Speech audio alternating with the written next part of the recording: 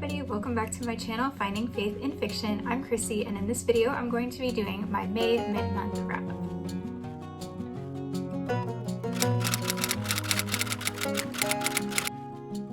So for the month of May, there were 8 books that I wanted to read, and so far, as of mid-month, I have read 2. Only 2.5. One is a buddy read that I'm doing with my friend Victoria, and we are about halfway through right now, but obviously I can't talk about the book and do a review since we're not done. So that one will be put in with the end of May wrap up at the end of the month. So today I'm just gonna be talking about 2 videos, and I definitely have been in kind of a reading slump. Nothing to do with the books themselves, but more to do with like just lifing over here. Some friend drama, some sickness, some just like neurodivergent special interest fixations to where I was like thinking about that and wanted to be researching all the time instead of reading. So I'd open my book and I'd look at the same page and I'd read it. Oh, I didn't actually read it. Read it again? No, I didn't actually read it because I'm thinking about other things. So like I said, nothing to do with the actual books themselves. I just was like not in the headspace to be reading things, I guess. So hopefully the rest of the month goes better, but let's get into the whole 2 books that I've read for the first half of May. The first book that I read this month is Daughter of the Rebellion by Jamie Ogle.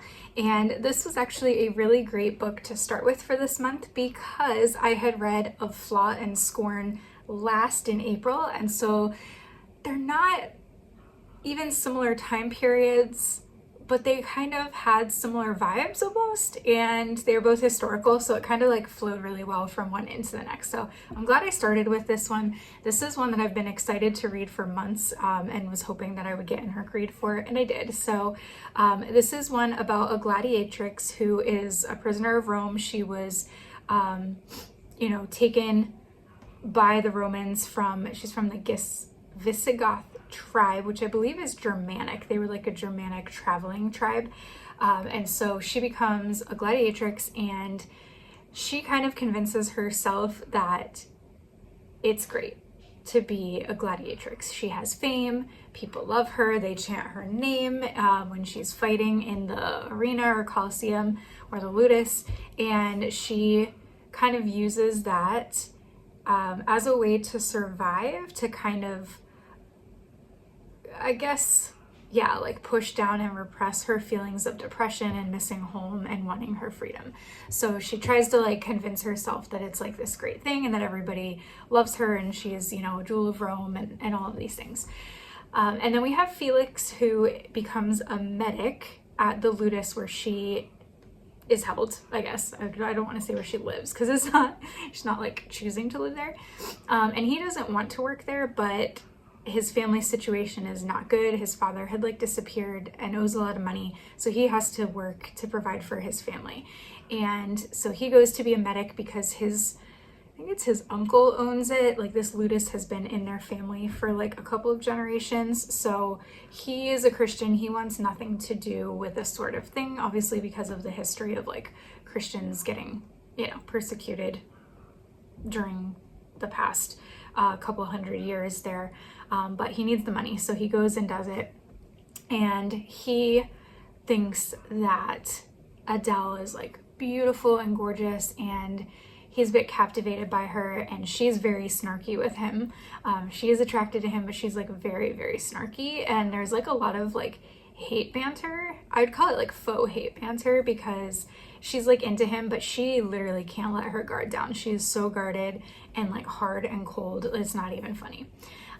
So a bunch of other things take place. There's so much in this that goes wrong, and I don't want to give away spoilers, so we'll just say there's somebody that Adele knows from her tribe that ends up kind of like trying to create a way to free some of these gladiators and gladiatrixes from this Visigoth tribe, to return them back to their leader before he like invades Rome and decimates everybody. So Felix ends up getting caught up in this plot to like free them. Adele gets caught up in this plot to help him free everybody. But things go terribly wrong. Okay, So what I enjoyed, this was definitely a very gritty historical, similar to the last one from the end of April. And it definitely has a lot of that, like, yeah, historical realism and gritty kind of dark, I don't want to say dark, but like the dark violence because of like the content and the topics. So yeah, they're gladiators, so there's going to be violence in it. The Roman Empire era setting was really enjoyable. This is like a time period that I am really fascinated by. Again, I said this with a flaw in scorn because it was compared to Francine Rivers. This one also mentions that it would be good for readers who enjoy Francine Rivers. So again, this has it's kind of reminiscent of the Mark of the Lion series. There's a couple parts where they're like, you know, Colosseum, gladiator, Christians being fed to the lions kind of thing. So this takes place, I think, later on in history by a little bit, but it still had that very kind of similar vibe to it. So if you like the Mark of the Lion series, I think you'll like this. Again, a gladiatrix storyline. The romance was definitely opposites attract. So Adele is Visigoth Germanic and Felix is Roman. So obviously they should be like enemies, and she kind of treats him as if he's an enemy, even though he never really is her enemy. So I don't know that I would say it's enemies to lovers because it's not exactly, but like it could be called that, I guess, too. I liked that there was kind of like this underground Christian network that comes up, and they're trying to like work to free some of these gladiators. That was kind of cool. And I put that I enjoyed this because sometimes when a book devastates you emotionally, it's like good, you know? If you know, you know. So I enjoyed the way that it emotionally devastated me during kind of the climax of this story and the event that goes terribly wrong. And you're like, how did this happen? How are we here? And I remember thinking, like, there's no way that this book is gonna have a happy ending for any of these characters. Like, there's no way. They're not getting out of this well. That's all I'll say about it. It was rough. It's a rough plot. Like, there's just a lot of things that happen where you're just like, oh my gosh, this is horrible. This is horrible. It comes around. It does end in a good place, but it's not. Again, it's like one of those that it's so hard to read that you don't feel like it's like a happy ending. It was a beautiful ending. It resolved everything, but it was a bit heavy, I guess. Okay, so content warnings. There was definitely Roman Empire cruelty, where, you know, the Roman Empire treats people as if they're not people. Lack of humanity kind of thing. There are like Colosseum ludus games. There's gladiator related gore, violence, injury, fighting, and death all on page. Some pretty intense, slightly graphic injury and death. Like this was another one where, again, like my stomach turned quite a few times because it was bloody. It was bloody. There is sexual harassment in multiple times with multiple characters in the book. Sexual assault, that is mostly off page, like described, but you do kind of hear like they're talking about it. There is drug use, and I'll just say this, I don't really think it's a big spoiler. So nobody was using drugs intentionally. Sorry for the background noise. Apparently we're having construction today all of a sudden. None of the characters were using drugs on purpose, but the managers and the trainers at the ludus were putting drugs in their drink without them knowing to kind of, I can't remember what kind of it was, kind of like steroids almost, or was it opium? I feel like it might have been like low doses of opium to like, when they're hurt or injured, to like keep them fighting. So that happened. And this is definitely not a young adult book, so this is not one I would recommend for younger readers. With that said, this is a book that I probably could have read as like a 13-year-old because I was reading the Francine Rivers trilogy. So yeah, I probably shouldn't have been reading the Mark of the Lion books at that age, but I was. So as a parent now, I wouldn't let my daughter read this, probably younger than 16. So I'll just put that out there in case you're a parent saying like, is this an okay book for my daughter? Okay, so for my rating, I gave it a total of 4.5 stars. This was hard because I really did love the book and it really was good, but it was just really hard to read. So I did drop a little bit of rating just because the enjoyability went down a little bit. Even though it was I did enjoy reading it, it was just hard to read. So for the writing, I gave it a 5. Jamie Ogle, I had never read a book from her and it was definitely beautifully written. She knows how to tell a story really well. So 5 for that. Story and characters, I gave a 4, and not because of the characters were all written really well, and I really liked Adele, I liked Felix, I liked some of the secondary characters as well. There was a gladiator from her home tribe that was annoying, and he did like sexually harass her constantly, and I didn't like him, but that's not really why. I gave it a 4 for the story because, again, the plot was just... And it's not that I didn't like how she dealt with the plot because it kind of like, it needed to happen. But again, it was just really hard. And there was some really hard plot events going on. And the twist at the end, it was like double, triple twists that happened. So it kept you on your toes, but it was just really, it was really hard. And I know I keep saying that and I'm going to keep saying that. So I did give it a 4 for that. Faith and content, I gave it a 5. Even though the content was really gory, and sometimes I lower the content score for that, I still gave it a 5 because the faith was like crazy strong in this book. And while the content was hard and difficult, like the faith wrapped around it so nicely and kind of like held it up. I don't know if that makes sense. So anyway, enjoyability, I did drop down to a 4 again, just because it was like some points where I was like, oh, you know, my stomach turned. I was like, oh, this is rough. Like, oh, I don't know if I can keep reading tonight. I don't know that I'll sleep well if I keep reading, kind of a thing. But again, I still really did enjoy the story. So total, I gave it 4.5 stars. I felt like that was a good place. It's not like a favorite of all time. This is not one that I would probably reread often as a comfort read. I would definitely reread it, but probably not like as a regular, like yearly comfort read type read, if you know what I mean. Okay. Anyway, I'm rambling now.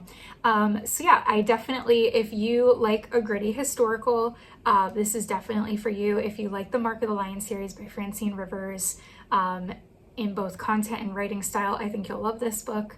And yeah, anybody who likes like really realistic historical plots with strong faith that is central to the story, I think will like this. But make sure you're in a headspace for a heavy read because it is definitely heavy. The next book that I read this month is Giddy Up, 𝘎𝑗𝑠 by Cassandra Joelle. This is her newest release. It was actually just published on May 7th.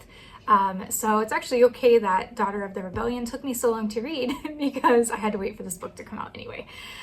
So this one is about a Hollywood starlet. She's like just kind of come onto the Hollywood scene, has one movie under her belt, and she gets a actor boyfriend who is like in this cowboy series. So he definitely like has a shtick. Is that how you say it? A shtick, where he like, for his like award shows and stuff, he always dresses up as a cowboy to like play up his role, but like in a really cheesy way. So she ends up dating this guy, and is like, oh my gosh, I can't believe like I'm dating this famous movie star. Like, wow, God, like thank you so much for like blessing me with this.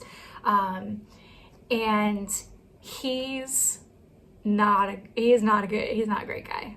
He sucks actually. And he's supposedly a Christian. And when they started dating, you know, she was like, purity is really important to me. Like, I'm not going to be intimate before marriage. And he was like, yeah, okay, cool. But they go to an event, a Hollywood event together, an award show, and some things take place. And he kind of ends up pressuring her, and she kind of sees his true colors. He just like treats her crappy the whole night and doesn't like how she is talking. She like mentioned her faith to some of the other people at a party, and he's just, yeah, he just kind of shows his true colors, and she ends up breaking up with him and being like, I don't want to see you anymore. And the next morning she wakes up and her image is ruined. He like posted a bunch of stuff about her that were lies, and it like ruined her reputation. And now like movies are dropping her that she had scheduled. Everybody's talking bad about her, and everyone's kind of like believing him. And So yeah, her agent's like, hey, I don't know what's gonna happen, you know, like all your jobs coming up just dropped you. So Sadie decides to go home to, I think her parents live in Ohio. So she like sublets her apartment in LA and goes back to Ohio. She ends up getting a call for a job from this little indie Christian production film company. And I actually love this because I really want to see like a strong Christian like movie TV production company come up. And I know there's like a couple, but they're so small and they're not like readily available to everybody. And it's like, I guess in America you could probably get better access. Here I can't. But also, you know how like some Christian movies and shows are just like really cheesy and like they feel so just kind of lame. I'm sorry to say it, but it's a thing. Like, I would love to see so many of these amazing Christian fiction books be turned into movies because the stories are so great and they would make great like non-cheesy Christian movies. So anyway, like that is something I want to become a thing. And I hope maybe if there's somebody out there listening who works in this or has a ton of money, like please do this because I would love to do it, but I have no experience in that field and I have no money. So anyway, she decides to accept this offer. It's gonna be filming in Wyoming, which she's never been to, at this ranch. It's like a dude ranch, and it's like very low budget, low paid, but she's like, hey, this might be the only job I ever get again, so like let me do it. And so she shows up to Wyoming on this dude ranch, and she steps foot out of the car and she instantly falls in love with this dude ranch and the scenery and Wyoming. And she is like, immediately, she's like, I never want to leave this place.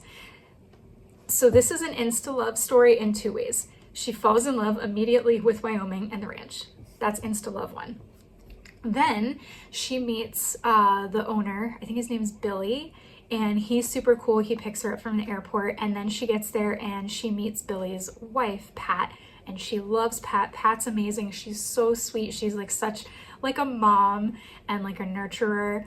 And then she sees their son, and it's insta love number 2. He's good looking, and she describes him, I don't think it's his parents, but I think it was his grandparents, where one of his grandparents was, I can't remember which tribe it was from, but it was like a Native American. One of his grandparents was from a Native American tribe. So he's like mixed. He's like white and Native American, and just like very like dark and handsome and rugged and good looking. So she's like, oh, hello. But she's also like, I need to stay away from this guy because I just had my reputation ruined over a guy that I liked, and I need to like not get myself into another situation like that. So she's like trying to put the brakes on herself. He sees her and is also like kind of insta love type of a thing.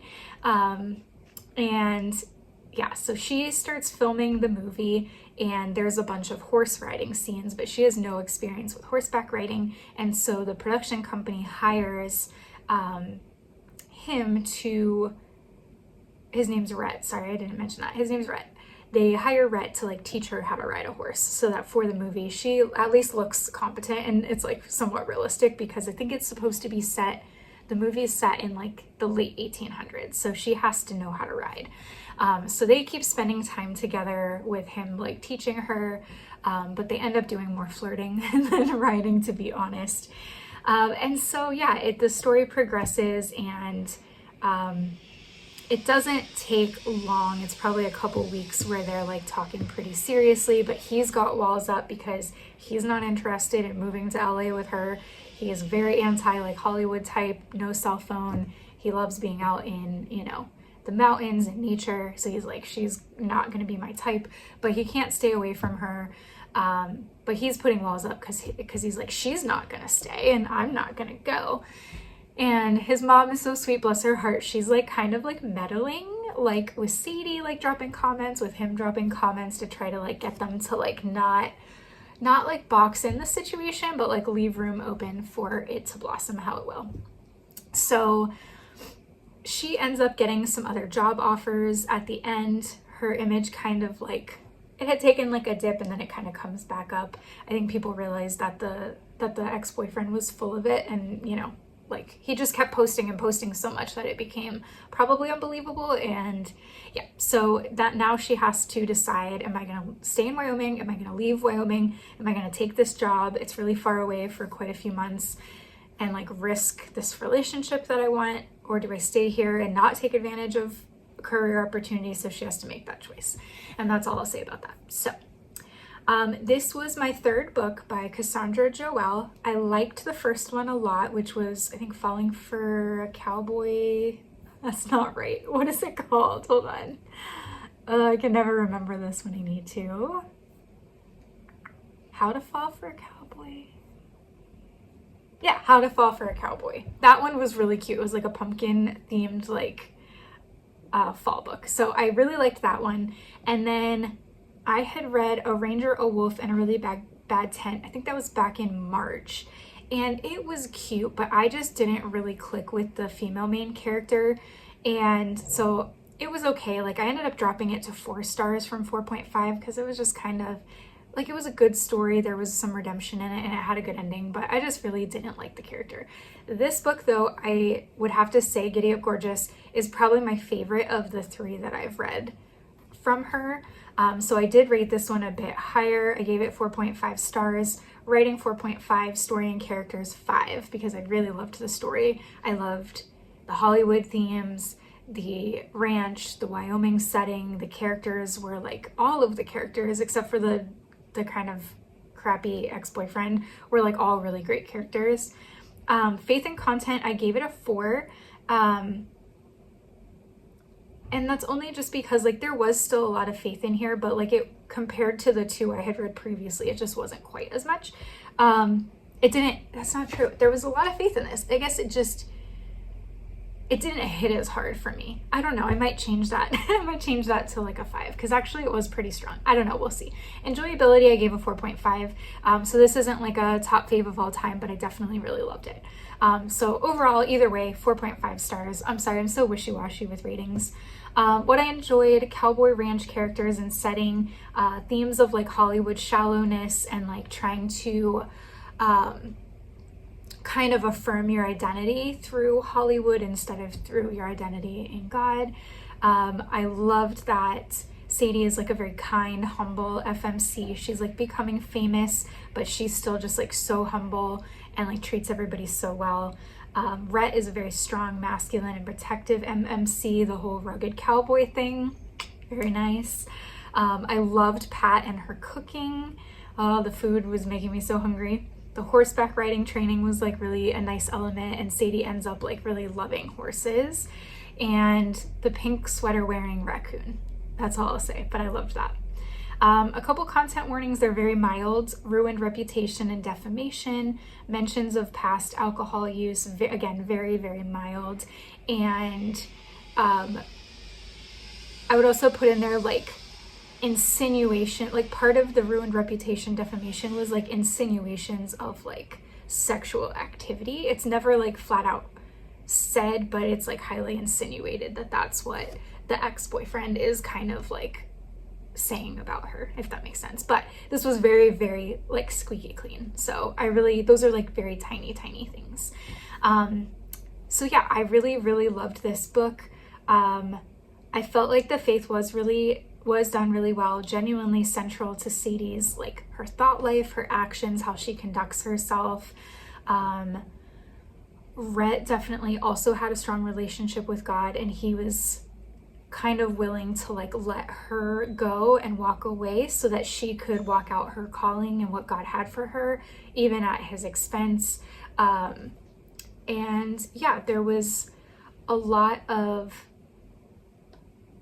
demonstration of like what it could look like to go through hardship and like, yeah, people throwing you under the bus with like a lot of grace and not lower yourself to like retaliation and resentment. And I actually have a situation going on in my life that I've been like really praying about how to handle, and this actually was like really, I feel like God really used this story at this time to like kind of reaffirm what I feel like what he was speaking to me about how to move forward with this situation in my own life. So, you know, I do think a great book, especially a great Christian book, does give you some kind of takeaway or lesson that you can apply to your own life. And even though this is like a rom-com, you know, slash romance, like it really did do that for me. So I think I'm actually gonna bring back up the faith and content rating to a 5, because as I'm like talking through my review and like what I thought about it, I'm like, that actually was a really strong part of this. So this definitely was like a funny, sweet, cute rom-com, but the faith was like really, really strong and well done. So yeah, I would say this probably would end up being like between a 4.5 to a 4.8 once I adjust to that score. So anyway, if you like Cassandra Joelle's writing, definitely give this one a read. If you want to read her and you haven't before, this would be a great book to start with. It felt kind of like summery, kind of cool summer nights in the mountains around a campfire vibe. So I think this would be a great read for summer too. And even if you don't know Cassandra Joelle or her works, but you like Christian rom-coms with a lot of strong faith, I definitely recommend this one. All right, everybody. Well, that's it for my whole 2 books. Like I said, I am currently midway through The Road to Paradise, and that is a buddy read that I'm doing with my friend Victoria at Hot Cocoa and Books, and we are just kind of doing a couple chapters a day of that one. So while I did start it in the first half of the month, I'll make sure to include my final review of that one at the end of the month. But I will say that it is a really, really good book, and it's from the National Park series, so it's like early 1900s national park out west. And yeah, I'm really loving the main characters. I'm really loving the plot so far. There's a character that is making me so mad. He's making me so mad. But again, that's like great writing, right? When even like a horrible character is written so well that they just infuriate you. Like, I feel like that means the writing is so good. So anyway, I actually really look forward to reviewing that. And I have a feeling that one's going to be a pretty high rated book for me because I'm enjoying it so much. I'm hoping to maybe get through, after I finish The Road to Paradise, I'm also reading Smoke and Glass Slippers by Ashley Willingham. I just started that last night. I'll definitely finish those 2. I'm hoping to at least get through 1 or 2 other books after those 2, but we'll see. So not exactly what I anticipated for this month, but you know what? You gotta kind of honor the season that you're going through and not beat yourself up when this stuff kind of happens. So all right, guys, thank you so much for watching again, and I'll see you in the next video at the end of May. Bye.